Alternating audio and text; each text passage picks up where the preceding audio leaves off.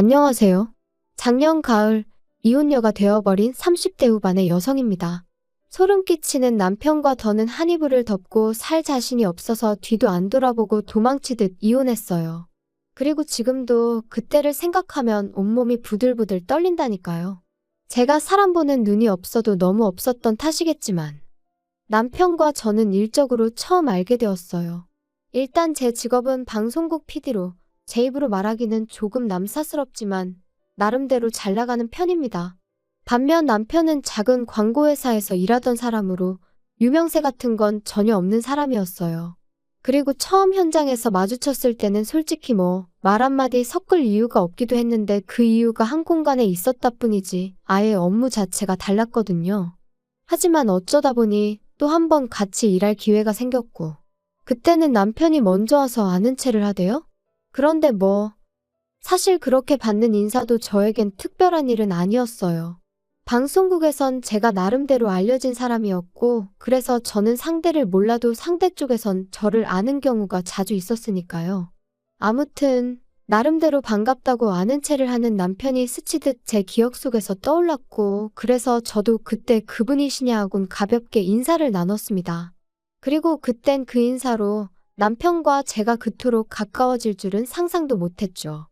몇 번의 가벼운 대화가 오갔던 어느 날 남편은 자기도 언젠가 저처럼 방송국에서 일하고 싶다며 저더러 자기한테 조언 같은 걸 좀 해줄 수 없겠냐 하더라고요.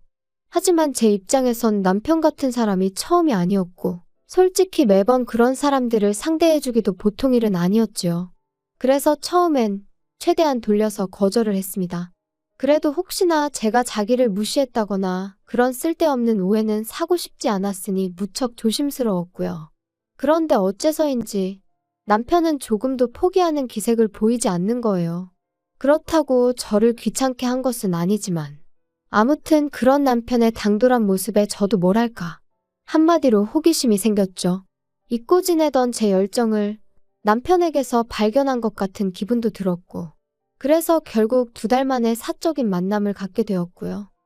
시작까지 시간이 좀 걸렸을 뿐 저희의 관계는 급속도로 발전해 나가기 시작했습니다. 남편은 매사 의욕이 넘치는 사람이었고 저는 그런 남편의 적극적인 태도가 나이를 떠나 배울 만한 점이라고 생각했어요. 참고로 남편은 저보다 3살이 어렸지만 연애할 때만 하더라도 나이와 상관없이 참으로 어른스럽다는 생각을 몇 번이나 하게 만들더군요. 그래서 남편이 결혼하자며 프로포즈를 해왔을 때도 제가 믿고 존경할 수 있는 남편이 되어줄 거라 믿었죠. 그래서 큰 고민 없이 하겠다 했고요. 그런데 솔직히 시댁에서 반대를 할 줄은 몰랐습니다. 시부모님께서는 제가 홀어머니와 단둘이 산다는 점, 그리고 당신들 아들보다 나이가 많다는 게 마음에 들지 않는다며 대놓고 심지어 저를 문전박대하셨죠. 전 솔직히 홀어머니와 둘이 사는 게 왜 제 흠인 거며 제 나이 또한 문제라고 생각하지 않았어요. 아버지가 돌아가셨으니 홀어머니와 단둘이 사는 건 당연한 거 아닌가요? 그러면 저희 어머니가 재혼이라도 하셨어야 한다는 건지. 그리고 나이 차이도 남자가 몇 살이고 많은 건 별 문제가 되지 않는 세상인데 제가 겨우 3살 많다는 이유로 양심이 있네 없네 소리까지 들어야 한다는 게 너무 자존심도 상하고 모욕적이더라고요. 그래서 남편에게 헤어지자 했습니다. 이런 소리까지 들어가면서 당신이랑 결혼하고 싶지 않다면서 말이죠. 그런데 남편이 자기는 저 없이는 안 된다며 자기는 이 세상에 미련 없다. 솔직히 돌이켜 생각해보면 웃기지도 않는 소리인데 가볍게 무시해버렸으면 될 것을 매정하게 뿌리치질 못했어요. 그리고 무엇보다 남편이 자기만 믿고 따라오라는데 그 말이 왜 그렇게 눈물이 나던지. 그래서 결국 시댁과 반년 정도 부딪힌 끝에 부부의 연을 맺을 수 있었습니다. 결혼할 때 남편은 사회생활을 시작한 지 몇 년 되지 않아 모아둔 돈이 많이 없었어요. 그리고 시댁에서는 반대하는 결혼을 강행하는 저희한테는 한 푼도 보태줄 수 없다시대요. 그래서 결국 남편은 3천만 원을 가지고 온 게 전부였지요. 반면에 저는 제가 모아둔 돈도 넉넉했고 어머니가 해주신 재산도 꽤 있었습니다. 제 명의로 된 월세를 받는 상가도 있었고요.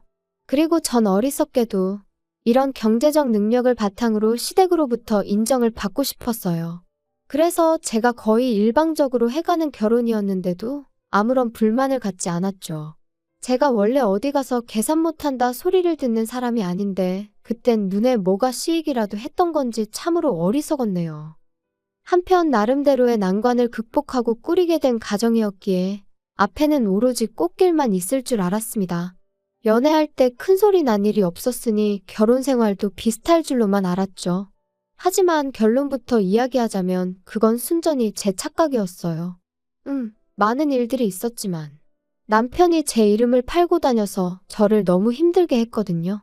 본인인 저마저도 금시초문인 이야기를 흘리고 다녀서 이따금씩 저를 좀 아는 사람들은 너가 정말 그런 말을 했냐며 확인을 해오기도 했는데 그때마다 제가 느꼈던 그 곤혹스러움이란 이루 말을 할 수가 없었네요. 도대체 왜 그래? 왜 내가 하지도 않은 말을 하고 다니는 거야? 사람이 말하다 보면 실수할 수도 있는 거지. 그렇다고 이렇게 화를 낼 건 또 뭐야? 사람들이 자꾸 오해하잖아. 그리고 이 바닥에서 평판이 얼마나 중요한지 몰라? 야, 너 지금 내가 너보다 어리다고 가르치는 거야? 넌 내가 잘 되는 게 싫지? 네 그늘 아래 두려고 그러는 거지? 진짜 짜증난다. 연애할 땐 매사 자신감이 넘치는 사람이라서 이런 식으로 다툼을 하게 될 줄은 몰랐어요. 정말이지 나중엔 말 몇 마디만 나눠도 열이 뻗칠 만큼 화가 날 지경이었죠. 지금 생각해보면 자격지심이라도 있었던 건지 차라리 솔직하게 나 이런저런 일로 힘들다 하고 도움을 구했다면 저는 조금도 주저하지 않고 남편을 도왔을 겁니다. 아무튼 저는 남편의 그런 모습에 하루가 다르게 지쳐갔고 실망할 수밖에 없었죠.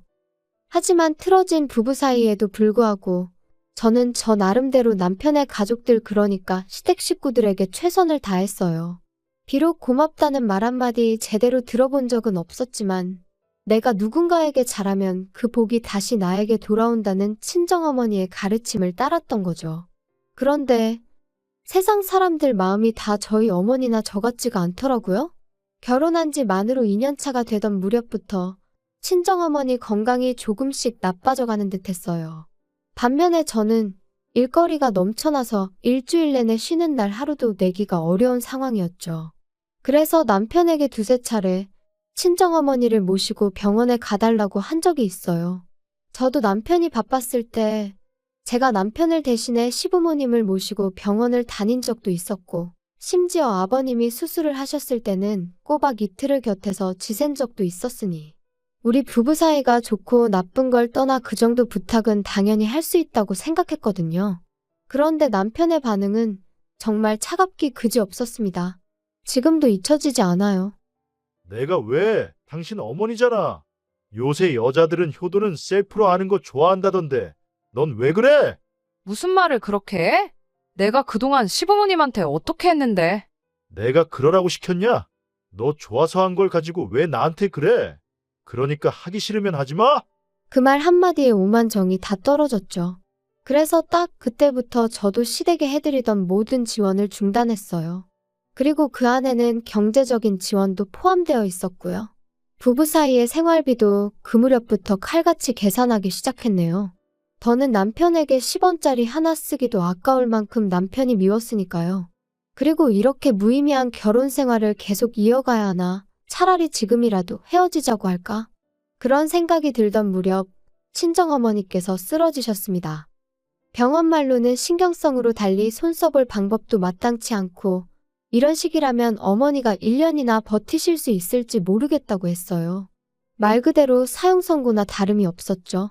저도 어머니도 몇 날 며칠 서로 말 한마디 쉽게 하지 못하고 눈물만 흘렸습니다. 그리고 상황이 그렇다 보니 이혼이니 뭐 그런 건 생각할 겨를도 없었어요. 남편도 남편대로 그때만큼은 저나 어머니에게 나름대로 신경을 쓰려고 하는 게 보이기도 했고요.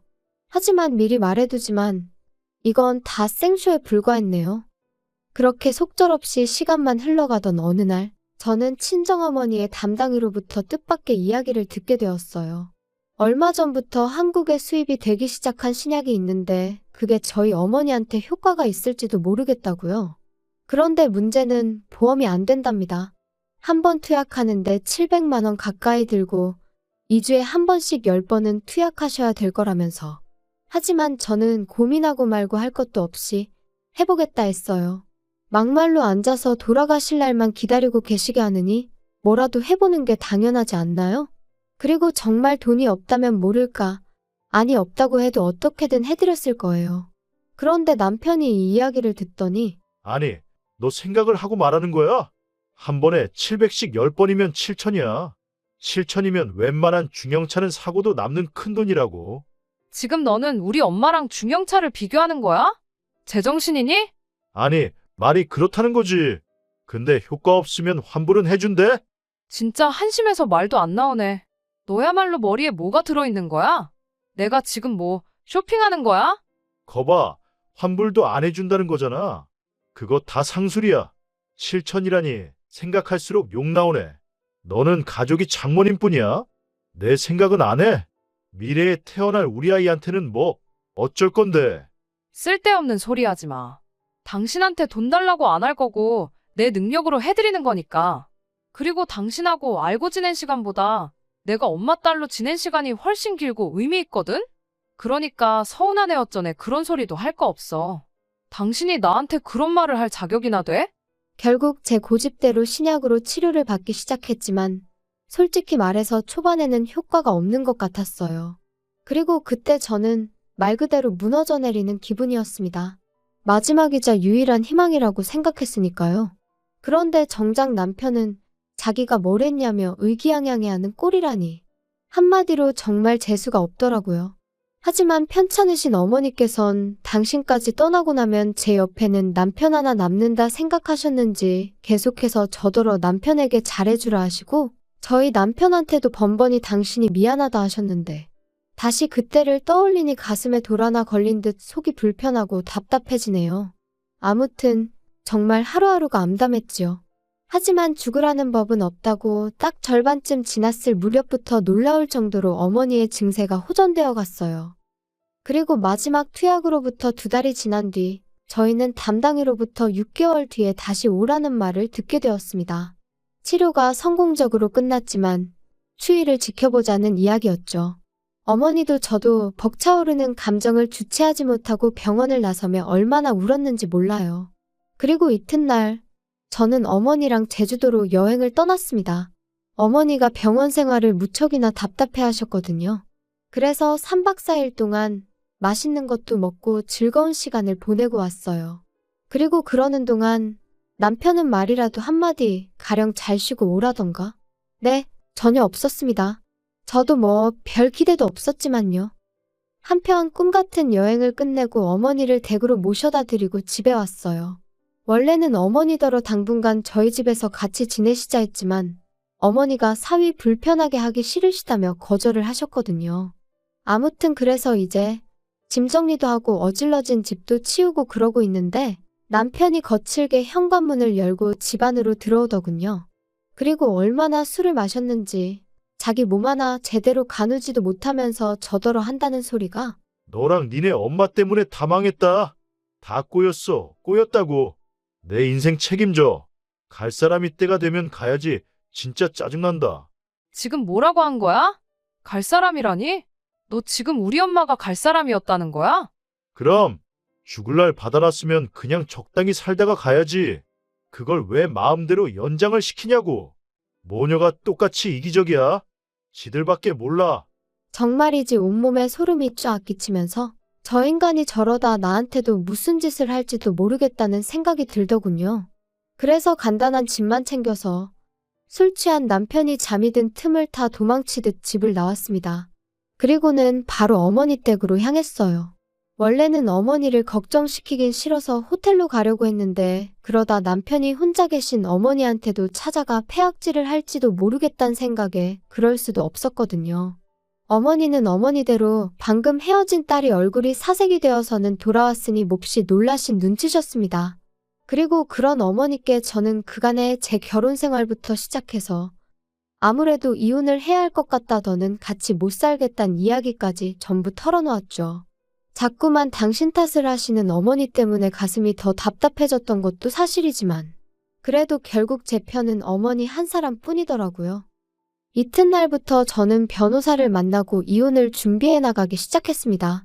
그리고 저는 그 과정에서 황당한 몇 가지 사실을 알게 되었어요. 일단 결혼 당시 남편이 모아둔 돈이 없다고 했지만 실은 남편 명의로 작은 오피스텔이 하나 있었다는 거. 그리고 그 오피스텔을 월세로 주면서 거기서 나오는 모든 돈을 시부모님께 드리고 있었다는 걸요. 그리고 또 한 가지. 회사에다가 공공연히 자기는 금방 관둘 거라고 그러고 다녔답니다. 저희 어머니가 돌아가시면 어머니 재산이 유일한 핏줄인 저한테 오게 될 거고, 그러면 저한테 얘기해서 뭐 광고회사를 하나 차릴까 싶다며. 물론 저는 금시초문, 생각조차 해본 적 없던 이야기였어요. 또다시 남편이란 작자에게 소름이 끼치더라니까요. 한편 변호사는 이 모든 게 저에게 유리한 정보라고 했지만 기쁘지만은 않았던 것도 사실이에요. 웬일로 집에 다 들어왔냐? 당신 보고 싶어서 온 거 아니니까 관심 꺼. 그리고 엄밀히 말하면 이 집은 내 집인데 내가 왜 나가 있나 싶더라. 그러니까 오늘부로 당신이 방 빼. 참나, 그게 말이 되냐? 남편을 내쫓는다니 말도 안 된다. 그럼 말이 되고 말고. 너 이제 내 남편 아니야. 나 너랑 이혼할 거거든. 이혼 같은 소리 하네. 나 이혼 못해. 너 때문에 나 개털됐으니까 네가 책임져야지.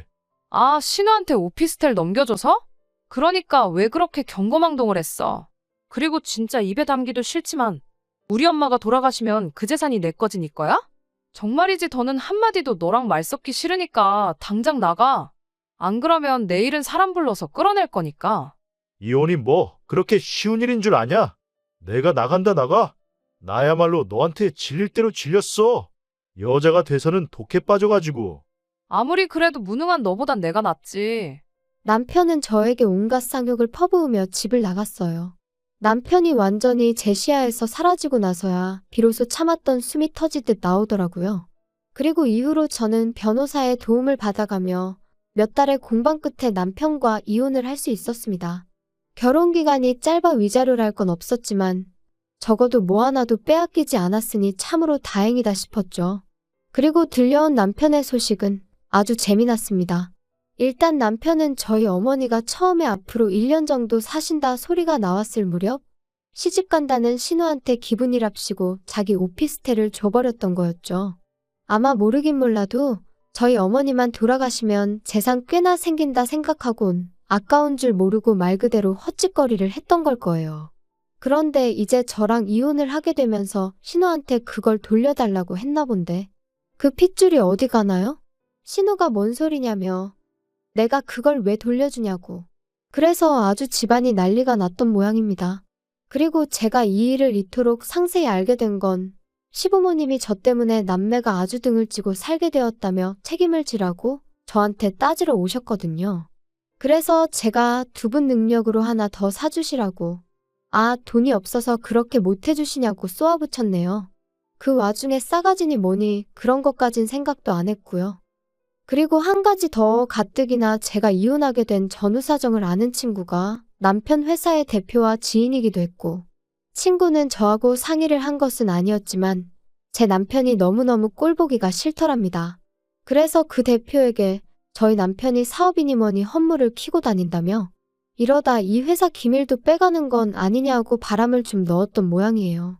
그리고 그러자 대표도 그렇지 않아도 그 직원 때문에 다른 직원들 불만이 이만저만이 아니었다면서 결국 해고시켰답니다.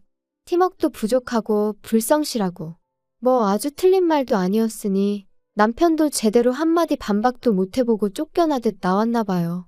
저더러 네가 꾸민 짓이냐 그러고는 연락이 왔었는데 그때만 해도 저는 아무것도 몰랐던 때라서 이 인간이 뭔 소리를 하는 건가 싶었는데 비하인드 스토리를 알고 나니 정말 웃겨서 한참을 웃었다니까요.